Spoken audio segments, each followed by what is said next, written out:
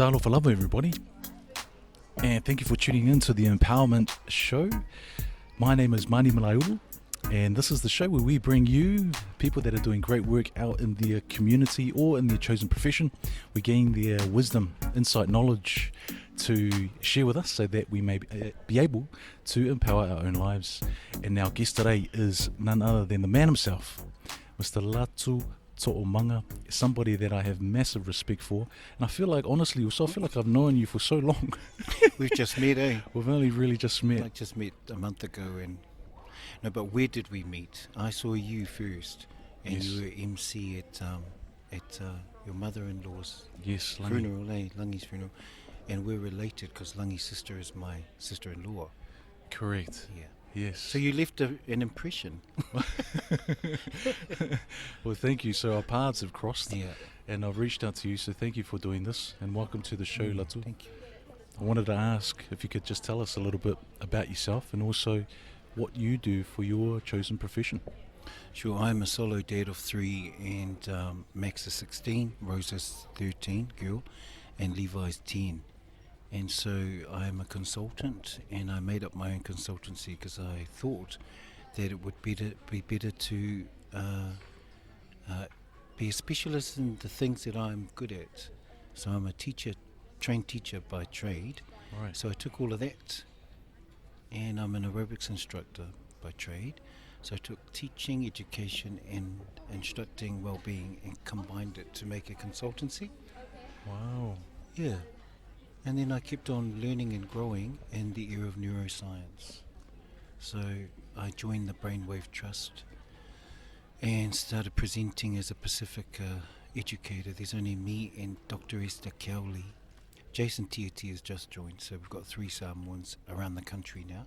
Wow. Those 2 are in Christchurch and Auckland, and I'm in Wellington. Yeah. So, Latu, what made you get into consultancy? What was the passion that actually drove you to go, okay, I'm actually going to go out and do this? Yeah, so I started to specialise in behaviour, especially our Pasifika Māori kids. It just worried me that they weren't able to engage at primary school. So I took it further and studied behaviour management, and they call them resource teachers learning and behaviour. And so I became one of those specialists, came out of teaching, and then they offered me to do a master's. So I did a master's in child psychology, which opened the door again to becoming a kind of like a director or a principal of a youth alternative education. So I took that. So as you can hear, each part of my life kind of focused in on behaviour, and I just got stronger and stronger, not better, just got more knowledgeable and more experience around our kids. So then I led to that neuroscience stuff on how kids' brains work. It just made sense. And so now I'm kind of known as Latu, the person that talks about brain development and the tension between faith and culture and traditions alongside how kids' brains actually develop. Wow. Does that make sense? Yeah, that's amazing. So what are the types of groups that you go and actually speak to and consult to? So I'll just run it off, eh? So Yeah. colleges, schools, parent community groups, prisons, doctors and nurses, lawyers. I think everybody in Samoan Pacific communities, actually everyone, anyone who wants to know how their kids' brains actually develop. For Pacifica people, the way in which we are brought up, for me Samoan, the Samoan way in which we're brought up really challenges my thinking around how I'm bringing up my children. So, Sure. ko kike ala ko ngā whasinga oi. Yeah. That type of statement to me, growing up, created fear, Right. created the unknown, created a power game between parents having authority over my life, and also gave me the rights to be the same as them. If I wanted to, I can say the same to my own kids, and I have a right to because my mum and dad said that to me. Well, that's not true to my heart, because my faith, in which I'm grateful that my parents introduced God to me, the faith tells me something different. Jesus is about warmth and love and about boundaries and consequences, about talking and listening, about quality time. That's what Jesus' character is like, and that's what I want to bestow upon my children and allow that to go through the generations. And I think our parents to an extent want to say that to us. They do, fa'alofani, fa'aloalo. However, those words really didn't mean much until I understood what parenting really means as a parent myself. So the journey of trauma from those words that are spoken to us can be deeply rooted in Pacific people, and that's where the tension of understanding the two cultures really can confuse a young person. If they're New Zealand born Samoan, they may be detached from their language. Like myself, I didn't speak Samoan because my dad said one day we were reading through Mātaio 8, and there was a line that goes, "Ua muli muli mai." And I just went, I couldn't say muli muli, because every time I said muli, I'd think of my own muli. So I think I was about 9 years old, and me and the others, because I'm from a family of 13, so we'd be sitting there, and ia whai kaulikusi Latu, and I'd go, "Ua muli, ua muli muli." I just couldn't get past the word muli. And Dad just said, "Yeah, that's it. Right. We're not doing this. You are terrible at Samoan. I don't want you to do this again." And that's where I lost my Samoan. I just felt like, oh, okay, I'm not good at this, so therefore I'm not good at speaking, reading. I feel, and that's what was ingrained. My dad telling me. So this whole thing about the power of the father of the family, what influence does Dad have on you, on everyone in that family, including the wife? That really presented as the years went on with my loving brothers and sisters. It was a life of trauma for us, if we really are honest today. Yes. Trauma was just every day, and I've written about it in my articles across the country now. Yes. But if I can talk about trauma and the resiliency and the life of hope that I am in now, if anybody talked to me, they'd say, you sound very confident in yourself, Latu. And I'll go, yeah, it's taken 52 blimmin' years, but hey, that's all right. So I feel like when someone is going through a hard time, whether they're young, little wee ones who are detached or from their own environment, to older ones like us that are in their 30s, 40s, 50s, that still don't know how to connect. Yes. I have a deep understanding. I feel like I have a deep understanding to help release and let them be free in the name of Jesus, really, because that is the number one thing, the reason why I feel my existence is of importance. And just going back to the articles that you've put together or you've put out there to be published, I've read one of them, and it was around the trauma and the physicality, I suppose, when you received that. Could you relate? Yes. Okay. There was a bit of relate, yeah. No, you're a lot younger than me, and you can relate, so it's still happening. So, yes. No. It's not happening, right? Oh, right. It's not happening. No. I was just going to ask, when did it for you turn in terms of your intuition, in terms of the turning point for you to say, actually, I'm going to follow this path, and this is actually what I'm going to do? When was that moment for you, and when did it come to you? So there are many moments. Sure. So it's not one defining moment. So I just want to take it from where I am now. I had a defining moment a month ago with my mum. Sure. So that article that you may have read had a piece in it that said my mum, I was sitting in the lounge and we all had to watch mum give Sia hiding, and she had her between her legs like shearing sheep, and I felt like the blood was splattering on me. And what did that have on my effect it had on me as an 8-year-old? Huge trauma I felt from my sister, blah blah blah. So that I went to mum before I published that and said, "Mum, I'm going to write about this part of my life." And she looked at me and she goes, Olea? And I said, you know, when you gave Sia, my sister, you know, your daughter hiding and you had her between your legs and you were whasinga. And she goes, yeah, wake ngalo le fusipau. And I went, oh yeah. And she goes, don't forget that she missed out on I forgot about the strap. Right. Because she had it in her hand, so she vividly remembered. And then she said, but don't forget, Sia was the troubled one. Yes. The boys never brought the police. She did, and she was laughing. You know, so that's the humour. But after she said that, she looked at me and said, "I give you permission to write." And I explained why, from a perspective of a young person being traumatised, 8 years old. Then she just paused and looked at me, and she goes, "I want to say something to you, Latu." And I went, "What?" And she goes, I want to say that your dad and we loved you. Your dad loved you. And she'd never said that to me before, and I broke down, quite seriously broke down, and I said, "What?" Through all these years, Mum, I've been saying to people that my dad never said he loved me, and now you're saying this. And then she goes, "He not only loved you, he could not express it to you because he couldn't speak English. And he just, that was the barrier for Dad. And because we were so busy, he would often say, that's the boy, Latu's the one that's got that orator's gift, or I'd like him to be the Samoan one in Samoa." And I just completely broke down. And to me, what was happening at that moment, this year, 2020, Yes. the completion of the puzzle of my father loving me was complete that day. Wow. And I cried for another hour because I kissed her and said, "Thank you, Mum." And I couldn't believe, drove down the centre, stopped in the traffic lights crying, and I could see people looking at me, "Are you okay?" And then I went to park at Warehouse car park, cried some more. My sister rings from Auckland and she goes, "Oh, what's wrong?" So I tell her, and she goes, "Oh, praise the Lord." Then these couples come around and park next to me thinking, "Oh, there's Latu who want to say hi." So they wind the window down, look at me and go, "Are you all right?" So I tell them, and everybody's jumping for joy.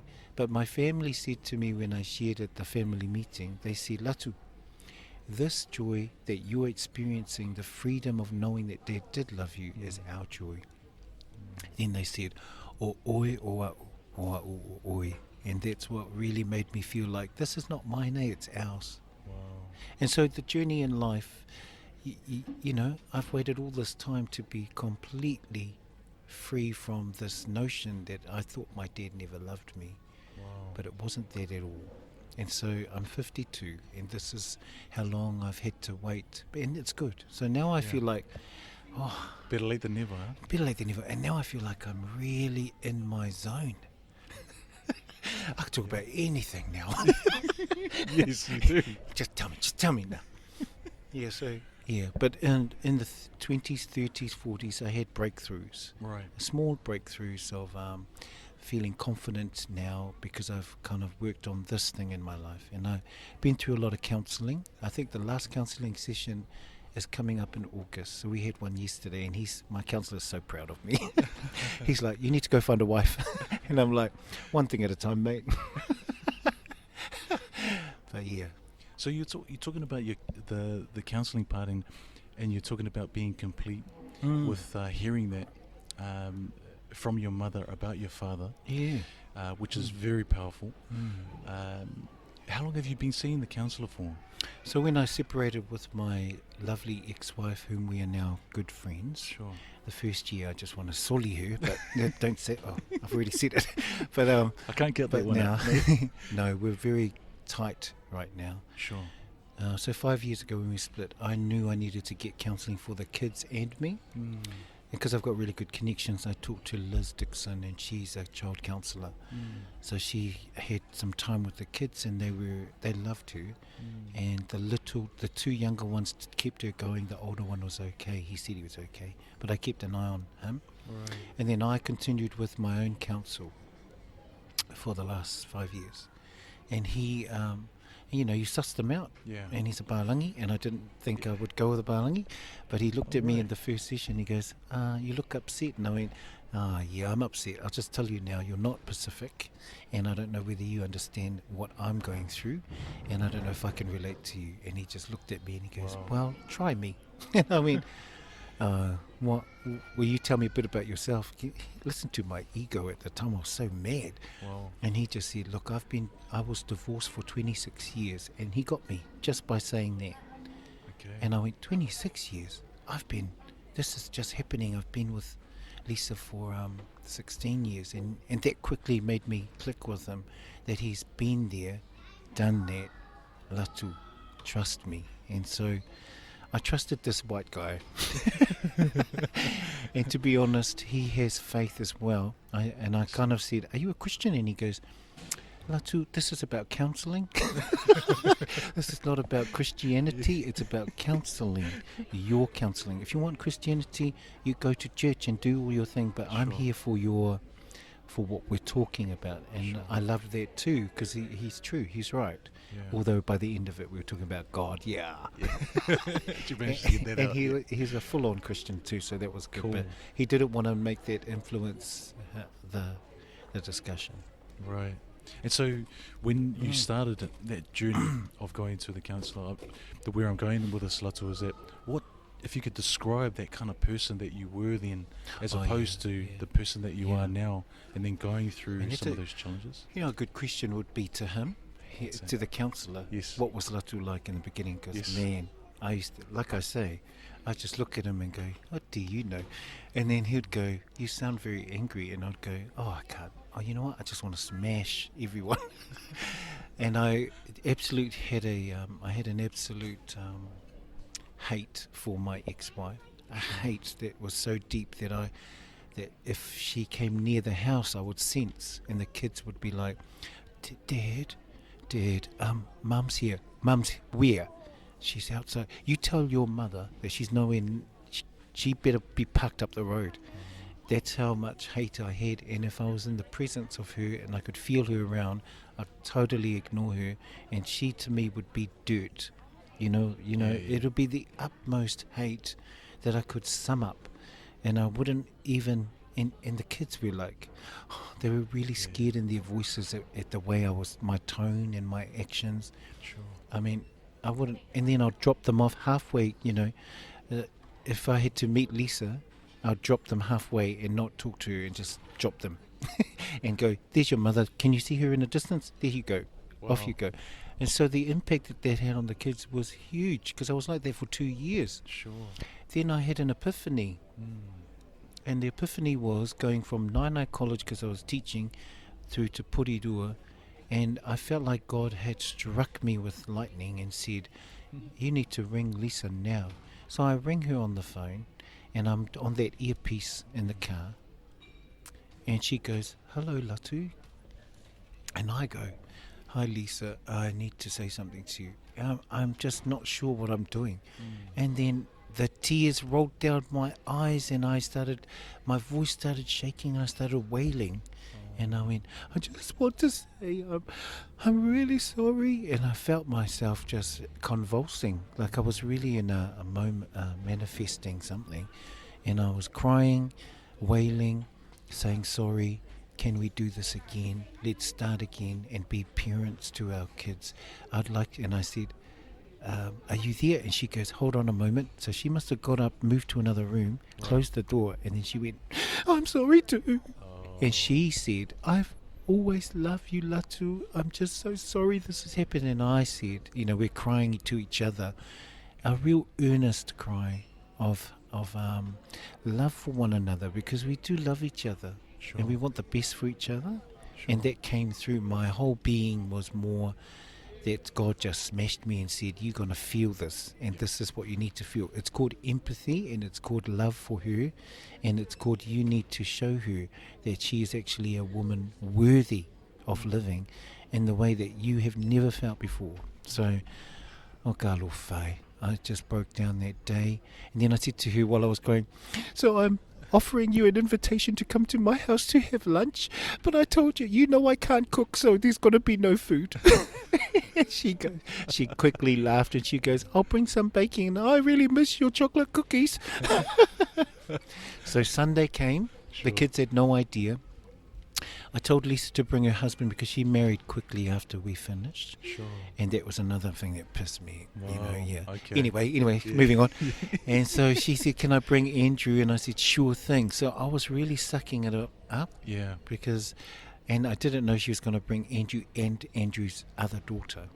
Okay. So it all kind of impacted. On Sunday, the kids go, Dad, Mum's here. And I went, oh yeah, that's okay, tell Mum. And they looked at me like, what? So then she walks in and I greet her and we all come and sit down and I say to the kids, everyone in the room, hey, I just want to say that Mum and I have reconnected and I just want to apologise for being a stupid dad. And what's happened, I want to say to you, Andrew, you are Lisa's husband. Welcome to the family. But Andrew, Lisa and I have got quite a lot of stuff that we have. Like we go to church, and so we want to continue that. And then the kids were like surprised and happy and relieved. And the funny thing, before we finished that, Lisa goes, Are you still mad at me? And I said, do you still resent me? And I just said, look, one thing at a time, please. And so since then, so I think that was year 2 of 5. Sure. So the last 3 years have been such love and joy and togetherness. I've met Andrew a few times now. Cool. And they invited me for Christmas because I used to be there anyway. So her whole family loved me and I love them. I love her family deeply. So when I got there for Christmas, they were like, oh my gosh, I was the golden one. Yeah, so this reconnection, Yes. but my connection with God was the reason why I reconnected with Lisa. So Okay. that clarity in knowing what God is wanting for me Sure. has really, I'm like a sponge when it comes to God putting stuff into my heart. And I think that's because I want to serve our community. Everything I do, I feel like it's for the glory of God. That's amazing. And Latu, you're talking about defining moments. You're talking about there's quite a few. Yeah. What would you say would be the biggest? I'm going to do this in 2 parts. So what would you say would be the biggest challenge when it comes to life that you've gone through? And also, what would be the biggest challenge when it comes specifically to your consultancy work, your profession that you've learned? I think the biggest challenge in life is knowing that you are okay. Because everybody will dictate to you and society tells you that just because you're a solo dad alone that you're not okay, you need a partner. I see. And you need to have someone because you look lonely or you are lonely. So those things just make me laugh because I just think that's really funny how you put pressure on yourself. And you can, because I have friends that are married and very lonely, and then I have friends that are not married and are just happy, really happy with themselves because they are not pressured by having someone to complete them. Okay. So I personally feel complete in my relationship with God and me as a Samoan male man. Yes. I feel really good. If a woman was to come, or if a partner was to present themselves, then those needs will be considered.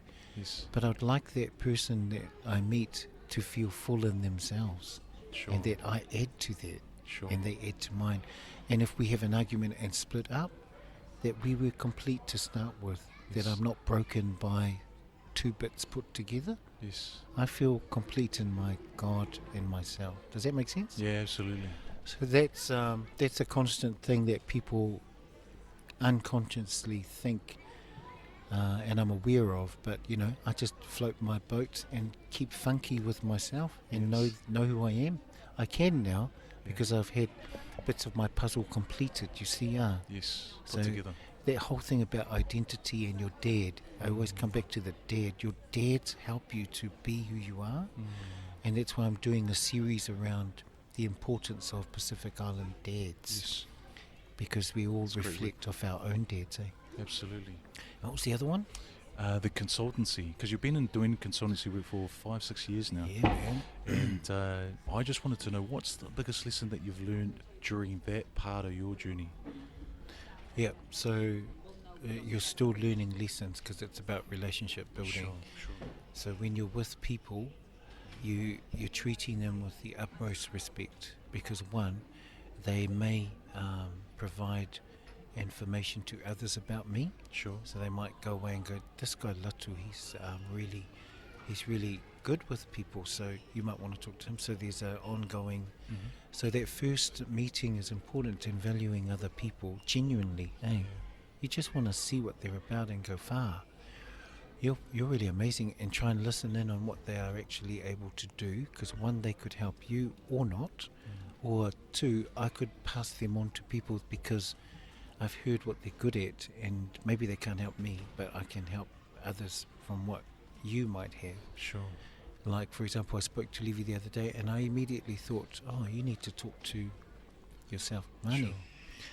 So the challenge is kind of being consistent in what you can deliver and ongoing learning, because I have to keep on learning about brain development, the study that I do around alcohol maltreatment, sleep deprivation, all of those devices, all of those things that are current topics of the day. I want to be on top of. So then the challenge is, have I made enough time to study that stuff? Because learning and sharing the knowledge and the way in which people will receive it. So you and I can present, or me and a Balangi person can present. Sure. And we'll have a different response from a different audience. But as soon as I walk into a Pacific audience, I can light that up. But a Balangi may not light that up because they don't know the cues. Yes. And they may not know how to make, that. I'll go, mili, mili, mili, mili. And all else I might just say, hey, and everybody will go, ho. And Balangi comes in, they'll be like, what was that? Yes. Oh, gee, he's already caught them. He's captured them. Whereas that's our way. That's who we are, yeah. I can also turn to a Balangi audience and not do that and just speak straight, because that's what they want. So it just depends. The challenge is reading an audience, being able to flow in your profession, know your stuff. The challenge is continuing to know your stuff, continuing to upskill yourself. That's the challenge. I'm with you. Okay. And so, what's the best piece of advice that you've been given that's actually really helped you? Good advice is, really, it's being in the presence of people that are already there or that are experienced. Like if I sit with a Holona, Yes. Holona Louis, who is has his own consultancy, when I sit with him, I just soak it up. So the advice is actually being in the presence or with somebody, Sure. and they're giving you stuff that's for free. They're giving of your time. Yes. And to me, that's very valuable. So I would just sit and soak them in, be with them, be present, and then go away and just learn from. Or I might even write notes. Sometimes when I'm talking to people and they say some really cool things, I go, wait a minute. Then I get out my phone and I try and write, and then I just press record and I go, look, can I just record? And they'll go, what for? Because what you're saying is knowledge for me that I need to keep and I need to revise when I get home, because you can't get that. You can't get that kind of advice from a book. Honestly, you're speaking from your heart, and I need to capture it now. Yeah. So I know what is important to listen to, and I kind of just try and, when people are talking, are they worth your time? And then if they're not, then just move on. But if they are people that, like, there are Pacific people, I must say this, Yes. there are Pacific people out there that have an agenda, and they make me sick. They're whiapoko, but they might come across really good, and they might look good and sound amazing on the night, but to me, they have like an agenda. And what is their agenda? Well, I don't know what it is because they're not speaking it, but I can feel it. I just think, this is an agenda for something else. I don't feel it with our own Pacific person, and it's disappointing. That's okay. Just tuck that away and don't trust them. And unless you're building a relationship to figure them out, then do that. But otherwise, don't waste my time, or I don't want to waste time, because I've got so much to do with good people who really want to learn. Does that make sense? Yeah, that makes complete sense, and I totally resonate with you on that as well. If I can echo that out there, it's it's people that are not genuine. Yeah, they and it's don't- sad, because some of them are our own people. I know. Sad It's to so say that. silly. I'm very close to naming a few, but no, I'm not going to. And the proof Yeah. is really in what you see and what you experience. Because some of their work is amazing, Sure. I must admit. But then other parts you just kind of question. I think that's with everyone. Maybe they think that way of me too. So good for them if they do, because it's all about reflecting. And I do a lot of reflecting. That kind of helps you to take time to think of what's important. Sure. And when you're reflecting, you're always thinking about other things about that question or the statement that you have. Was that worthwhile? What was worthwhile? What can I take from that? Nothing? Okay, I need to let that go and move on. Move on to better and bigger things. Latu, what advice do you have for fathers out there? You mentioned that you're doing some great work with fathers. Well, I've mentioned that you're doing great work with fathers, and you're putting that the messages out there about being good dads. And you also highlighted that dads play a massive part in the child's life, and actually shaping their identity and helping them with their confidence. Your dad. Yes, Was he a good dad? my dad, I miss my dad dearly. I honestly do. I was very, very close with my dad. He was somebody that I looked up to. He was my first male hero. So there you go. So what did he impart in you that you're continuing? I think the first word that comes to mind is probably respect. What's the Samoan word for respect? Wha'awaloalo. I said it. I say that a lot. I hope that's it. But so that's the first word that comes to mind. But what I miss at this current moment in my life is his leadership. And being able to really lead his family was something that I was able to witness, and I think it's poured into the work that I do. I'm very passionate about leadership, especially for what I call the emerging leaders coming through in the employment space. Well, isn't that interesting that you're talking about it? Because as you're talking about what your father has, and you look at what you're doing now, it's very emotional. It is. It's very emotional. It just touches.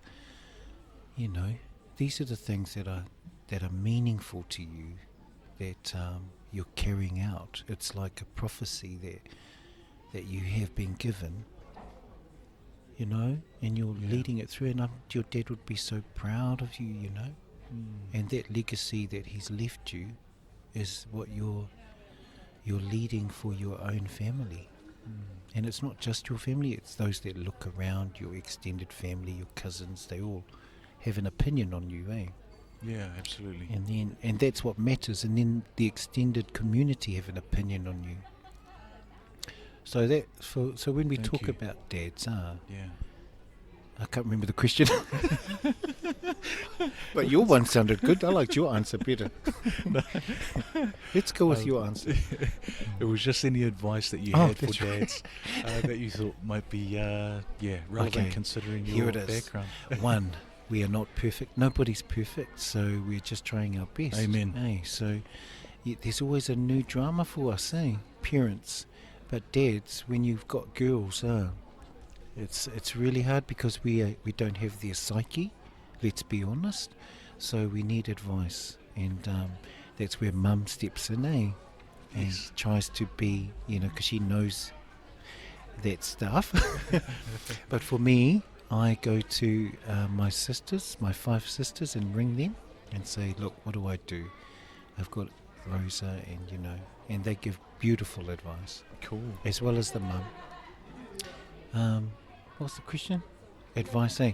Yeah. So, because I'm a parent champion, we have 6 principles. Sure. And so the principles actually, I feel like they're Jesus' principles.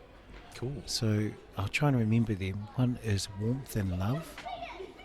Hey, so Jesus gave a lot of warmth and love. Cool. Another one is talking and listening. Now, if you're listening to these principles and you think, I do that, well, then pat yourself on the back, because we're on our road to success. Another one is guidance and understanding. Cool. Another one's consistency and consequences. Another one is boundaries and limits.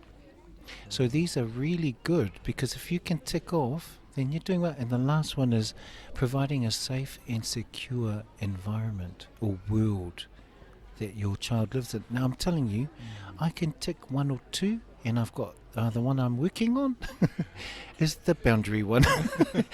The limits and boundaries, yeah. because with devices of our teenagers, it gets harder for us to talk, because they get more and more opinionated and more powerful. So I study the adolescent brain, and that's another talk. We can talk about that another day. Yeah, cool.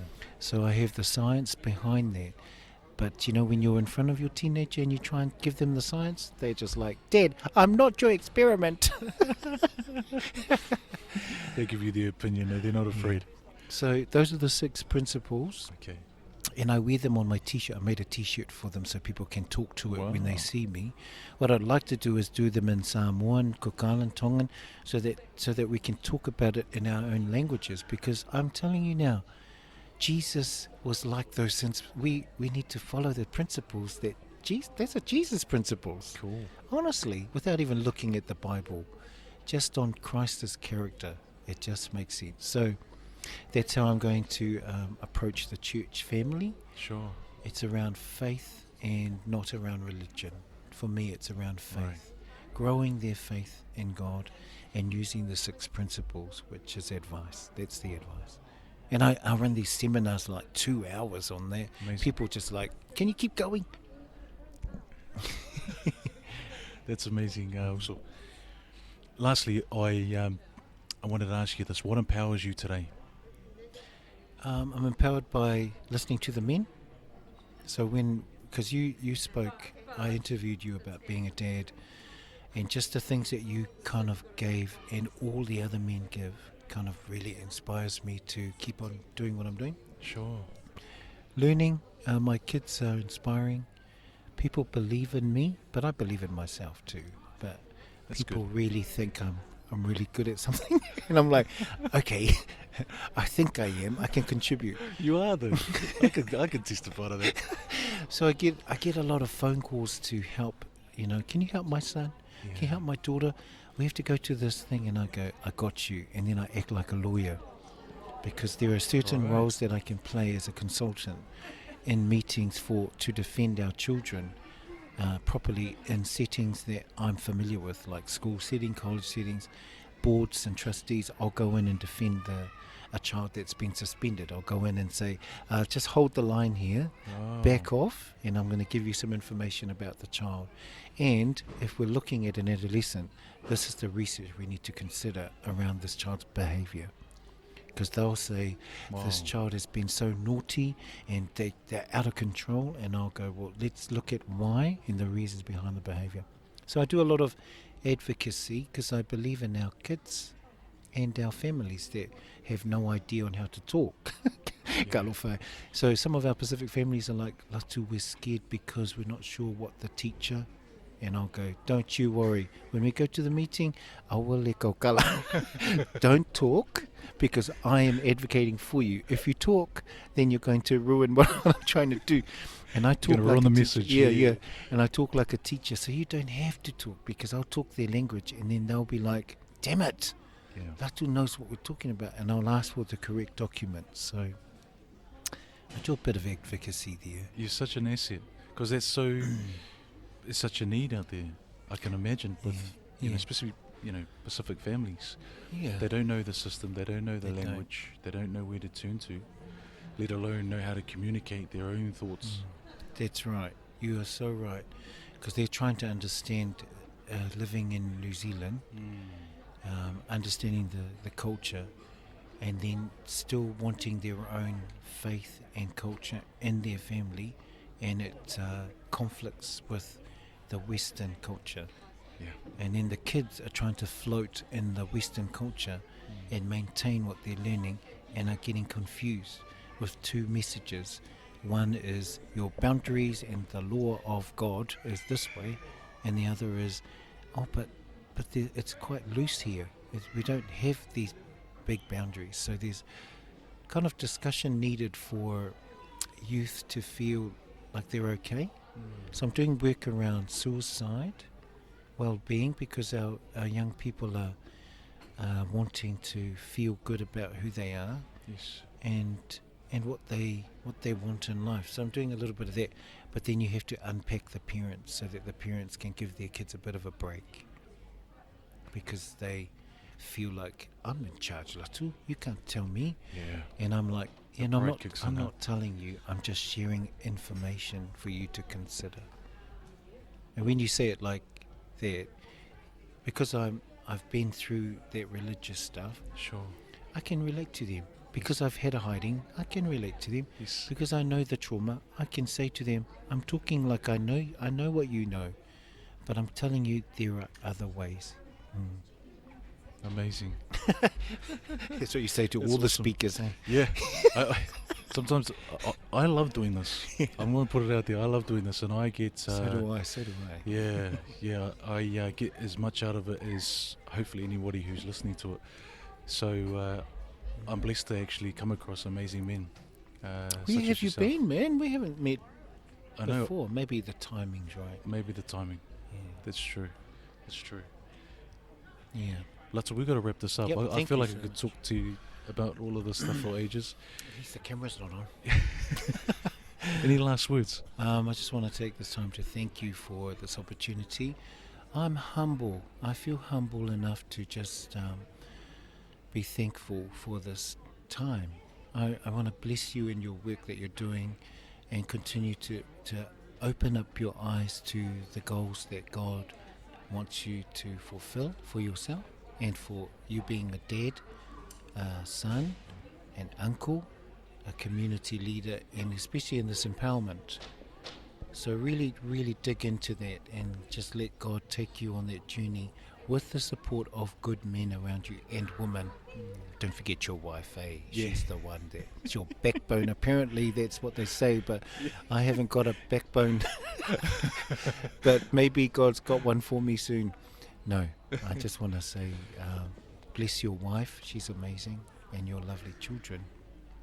Thank you also. Thank you so much for being vulnerable, being open, sharing part of your journey. There was a lot there, and I'm sure there is a lot more. I'd actually like to do this again at some stage down the line. And Okay, and so pick you up owe some- me another one, Yeah. and then I owe you another one. No, it's not about owing. Sorry. favors. Yeah, no. But yeah, thank you so much. I Appreciate it. appreciate you, and I appreciate the Appreciate you support that you're doing or giving out there, and even to me, I really do appreciate that. So I wish you nothing but the best. God bless Thank you. to you, and may you go forward and continue on doing the work that you do. I don't need to tell you that. I know you're going to do that anyway. Thank So you. thank you, Latu, and thank you everybody for watching. Listening. We usually have the camera on, but we don't have it on today. That's all good. But thank you everybody for listening. This is Mani Malaiulu and Latu To'omaga on the Empowerment Show. Thank you.